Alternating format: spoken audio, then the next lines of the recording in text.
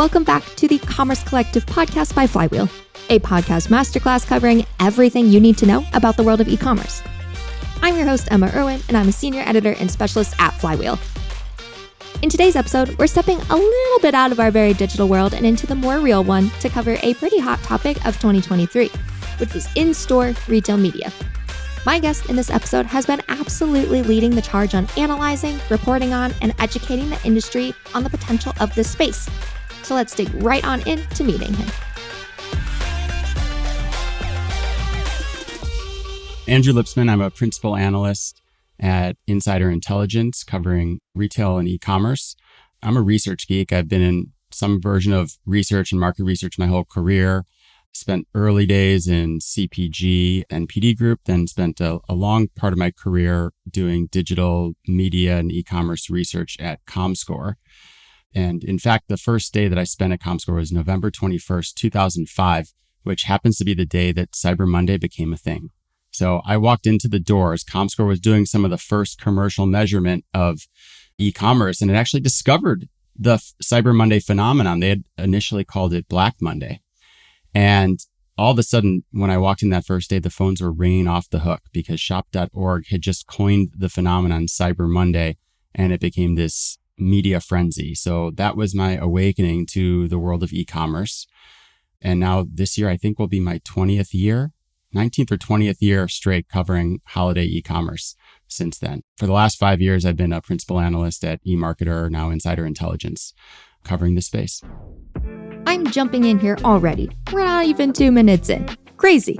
But I needed to call out here that Andrew is now a former principal analyst at Insider Intelligence, as he has now left to pursue some independent projects since the time of this recording. But all of his research for the company gets to live forever in the digital sphere, which is amazing for all of us. Okay, back to a different narrating Emma who will get us into this episode. And before we dig into in-store retail media, I of course had to ask Andrew what the last thing he purchased on Amazon was.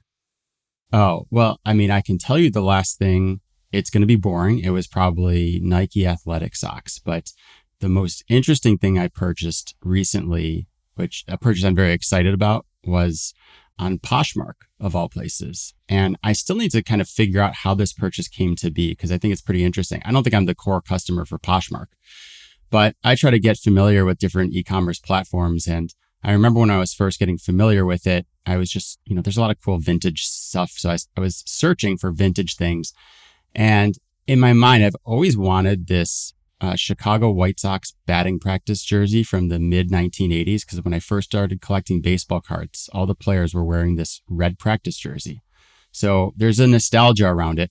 And I think I searched for that probably a couple of years ago. And what was interesting was that a couple weeks ago, I got an email alert from Poshmark saying that they had this jersey in the right size.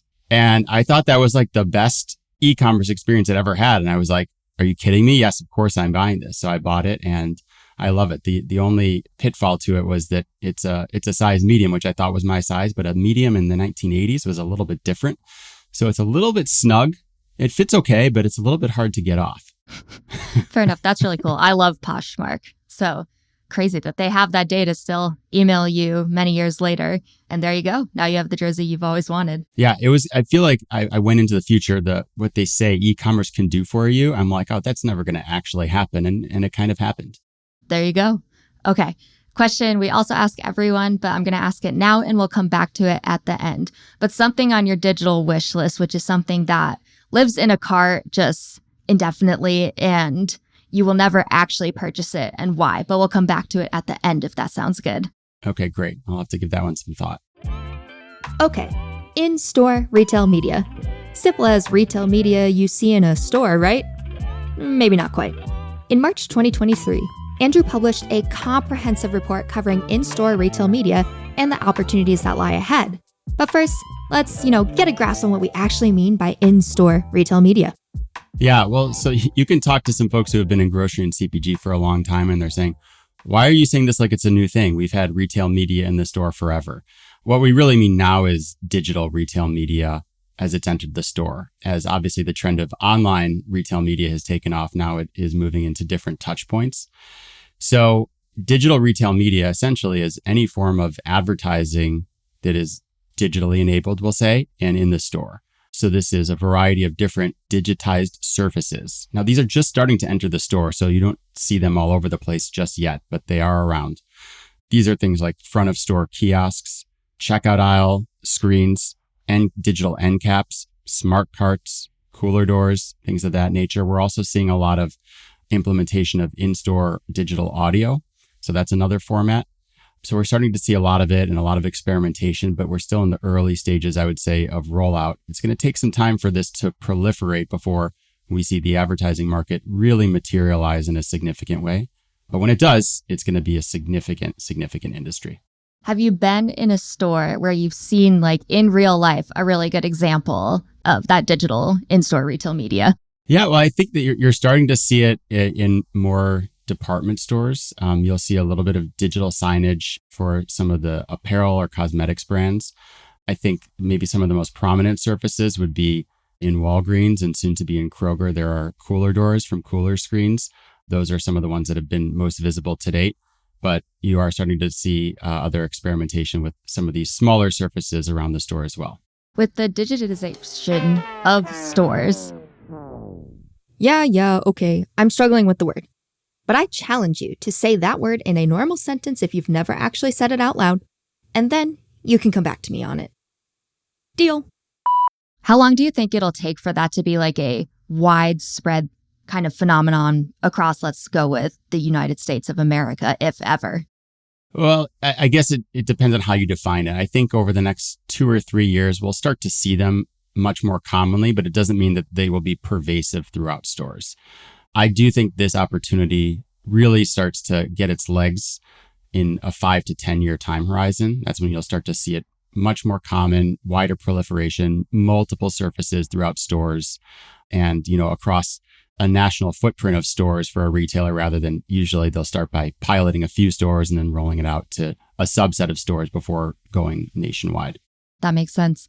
And in your report, this is also going off of, you just used the word opportunity, but you do take the stance in your report that in-store retail media is a large opportunity. And I'd love to know kind of the specifics of why. Yeah, I call it the next major media channel. We need to, I think, take off our retailer hats for a moment and put on our media company hats and think of this as a scaled media channel that is very hospitable to brands. Brands, it's where they want to be, right? They're already in a commercial setting. It has significant scale, as I mentioned. There's an analysis in the report that looks at the size of large brick and mortar retailers, their in-store audiences. Notice I don't call it foot traffic. These are audiences.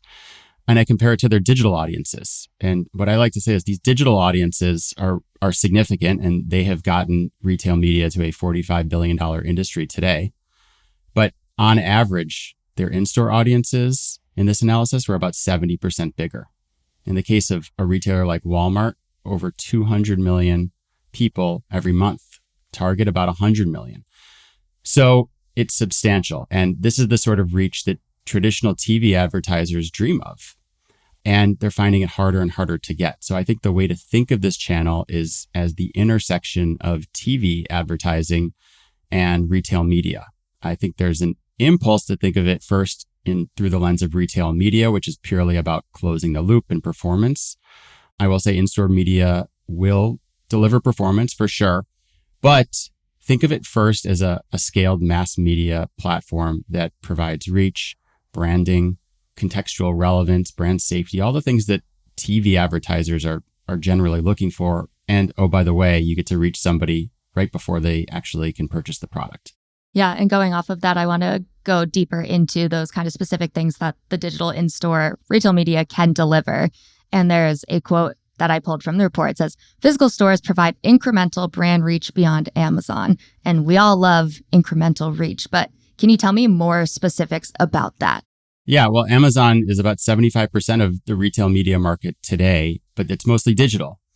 And what Amazon doesn't have and can't compete with other retailers yet is the store footprint. Yes, they have Whole Foods, but I sort of discard Whole Foods from this because it doesn't really carry national brands. So there is an opportunity. They are going to do some in-store retail media.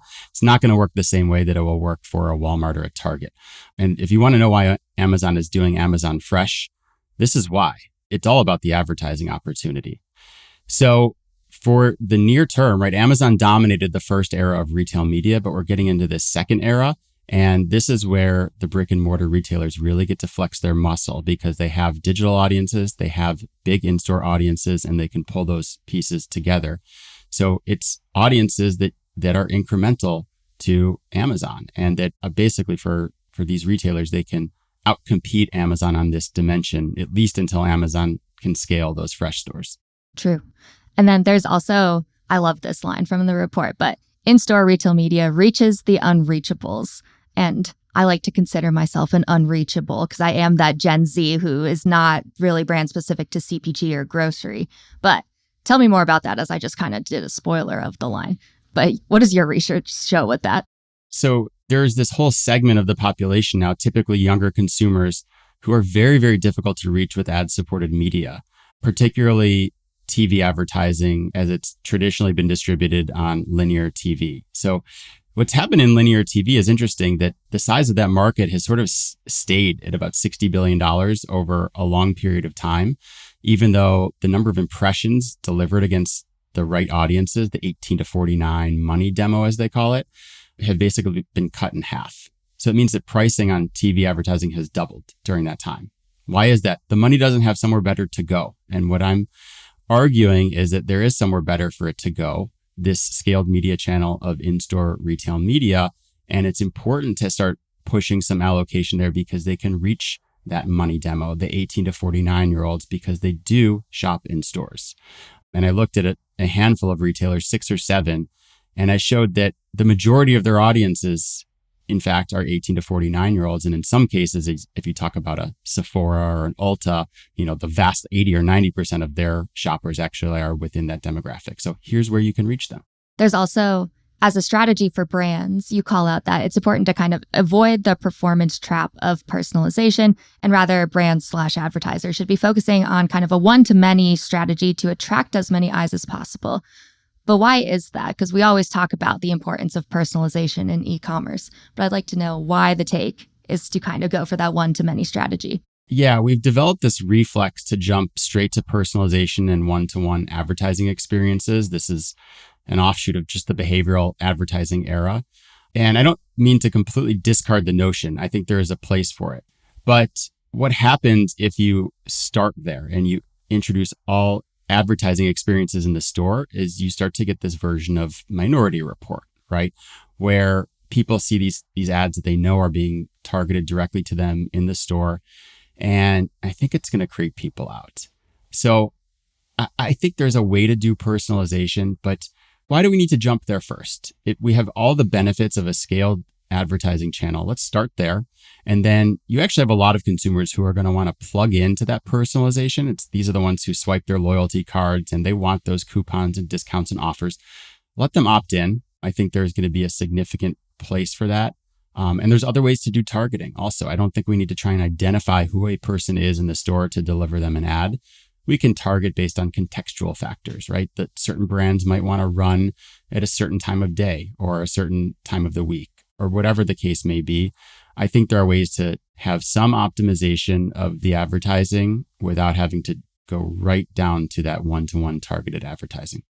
For sure. I was thinking about this question last night and I was thinking I don't mind if I have my phone with me and I were to turn on allow your location to be shared. I walk into a Target and then something pops up on my phone that says, oh, this product is in stock, it's on deal, whatever, and it's a sponsored kind of thing. But I was thinking about what if you walked by an end cap one day in a Walmart and it just said, hi, Emma, here is a list of personalized things for you. And I don't think we'll ever get to the point where the majority is going to want an end cap to say, hey there, we recognized you via our face scanning technology, and now we have a digital identity. Here's some stuff you can buy. Yeah. And maybe that will happen one day, right? This happens in other parts of the world and there are cultural differences. So maybe how we feel about these things changes over a 10, 20, 30-year time horizon. But I'm also mindful that there are a lot of policies in different states, like California and Illinois, where you can't use biometric identification in stores. So to me, that kind of protects against the worst impulses here. But again, I just want the industry to think about everything that is much simpler. We don't have to overcomplicate it and go down the data rabbit hole first. Think about building the channel. There's a lot of opportunity. I think it's a win-win-win for consumers, retailers, and brands. And then we'll find interactions and things of that nature where the consumer can opt into that experience, but just don't go there first. Checking in here to provide a recap of everything we've discussed so far. What we really mean by retail media versus the digitization of the physical store, the opportunity that lies in in-store retail media for brands and advertisers, and what retail media can deliver, such as incremental reach beyond Amazon and reaching the unreachables. At this point, it wouldn't be the Commerce Collective podcast if we didn't hit on measurement next. Why?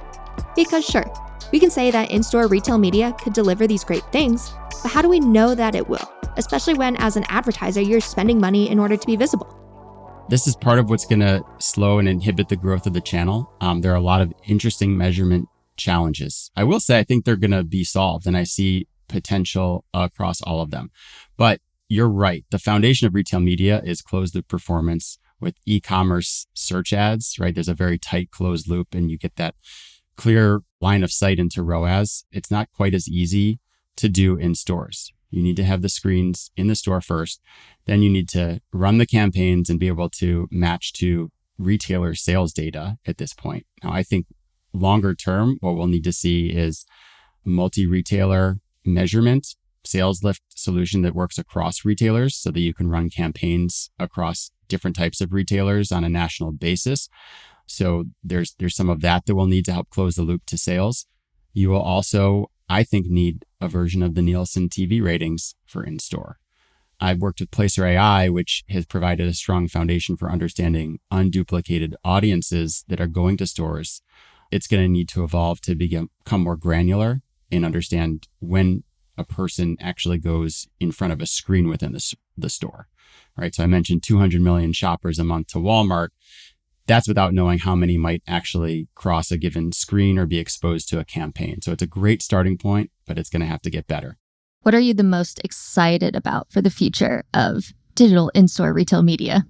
All of it. I think that it's a platform, it's an advertising experience that has the potential to be transformative to retailers' bottom lines. It's something that I think is really going to excite brands, and it's still so early. And what's interesting to me is it's not easy money. There's a lot of friction. And I think part of the fun of it is the road to get there, which is, okay, first retailers have to invest to get the screens into the store. Then they have to enable the buying and selling infrastructure. Are there programmatic ways to buy ads rather than doing direct buys? How do you manage the content? You don't want errant ads running in a store. That could be really bad. And then how do you have the measurement scaffolding so that you can plan and buy the media and then measure it from a closed loop basis? Now that we've done all that just with this channel, how do we link it back to all the other retail media programs so that we get that full funnel view of advertising performance? Now, how do we analyze all of those different touch points at once and optimize campaigns? I mean, all of this whole future is exciting. And that is more than enough to bite off over the course of the next decade. And there's going to be tens of billions of dollars at stake as we get there. So I can't wait for it. I think it's all going to be fun. Yeah, I'm hoping that within the span of my career, we get to really have a full funnel, not just the full e-commerce funnel or the full in-store funnel. Like shoppers, what are they doing completely in the store, and how does that truly translate to online and that just like physical, digital? Can we really ever have that full kind of picture? Because I think like Asia will beat us to that and kind of having that sort of data to look at, but it's fascinating from like a consumer behavior perspective. Right. And if you think about how much we optimize on e-commerce today, the future of the store is digitization. We're going to have a lot of the same types of data or the analogous data to understanding the e-commerce funnel. So understanding that a consumer comes into the store, what's their path to purchase? Do they ultimately convert?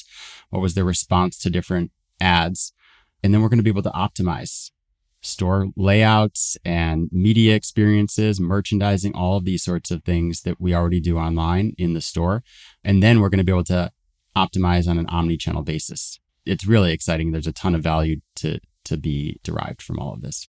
Yeah. And I'm also like, I love the idea of more digitization I think I'm getting all of the syllables in that word. That's a harder word to say than you would think it is. It is. I went through these for a long time. I've now been saying digitization of the store for so long that it's second nature. But yeah, you want to say digitalization, right? Yep.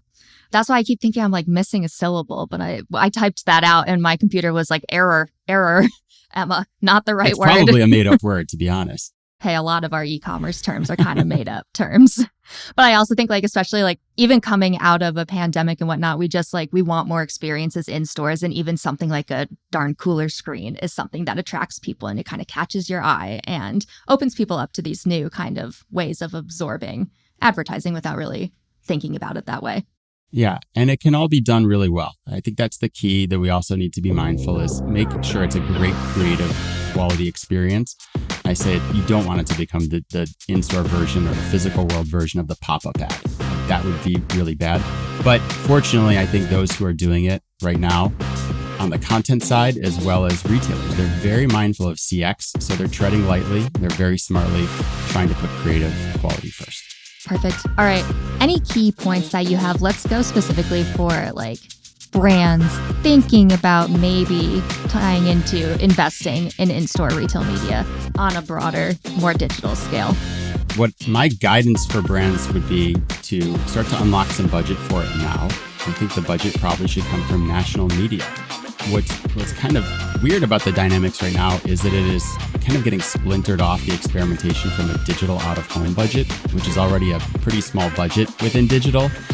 It doesn't leave a lot of room for experimenting with this. I think those TV budgets or maybe some of the larger digital budgets need to get tapped and allocated to this.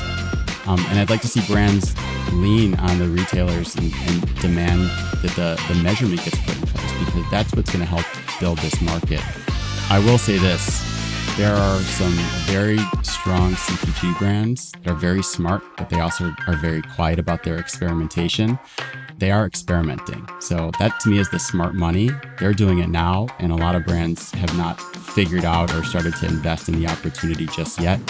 I would say start doing it now if you're not, and figure out where that budget comes from, because you're going to look up one day 3 years from now and realize just how far behind you are. Yeah. How it rolls in this industry. Okay, last one I have for you is coming back to your digital wish list, something that just lives in a cart forever and you won't actually purchase it, and why? Okay, so this is something that actually now is off my digital wish list, but only recently, but it sat in there for a long time, and it was a Theragun. I have wanted one of these things for a long time, but most of the models are pretty expensive, like a couple $100, and I just couldn't bring myself to buy it. And so it just sat there in a couple of carts for me for a while. I recently had a birthday, and my wife relieved me of this angst by finally buying the Theragun for me. So thank you to my wife. I will also say I went through this agony of seeing Theraguns on Temu when I was looking at what's going on Temu and seeing like a $17 Theragun. And I'm like, oh, that's tempting. But I also knew that it was probably going to be terrible and break the instant I got it. So I was like, if I'm going to do this, I got to do it right. So anyway, thank you, Allison, for relieving me of this angst. We love when a digital wish list actually comes to fruition and you weren't the one that had to buy it. It's the best way, right? Yeah. I see the Theragun like specifically in TikTok videos, but it's always people like using it on their elbow to see if they can like knock their funny bone. And I'm like, I kind of want to try that. Not going to lie. That's a new one. I haven't tried that. I made the mistake of trying it on my jaw. Don't do that. It really is like a punch in the face. I was messing around with my kids thinking I would humor them, and then I punched myself in the face with a Theragun. I'm sure they thought it was funny. They did. And that wraps up another episode of the Commerce Collective podcast. And hey, maybe 10 years from now, there will be end cap screens in stores that can scan my biometrics and offer me up some personalized recommendations on what to buy in store. Who knows? Back to reality though, thank you to Andrew for his help in educating us about the potential of in-store retail media and being open about the challenges we currently face on the path to full funnel, digital and physical marketing to the evolving omnichannel consumer of the future. I've been your host, Emma Irwin, and this episode was produced by Class Cancel with sound design from Ina Satanj. We'll see you next time.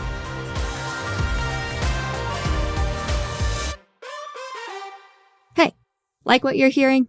If you'd be interested in partnering with Flywheel to grow your e-commerce business, we have an offer for a potential audit of your catalog on Amazon, Walmart, or Target from the Flywheel team. They are always curious to dive into media strategies and content optimizations, so reach out today by emailing us at audit@flywheeldigital.com. That's audit@flywheeldigital.com.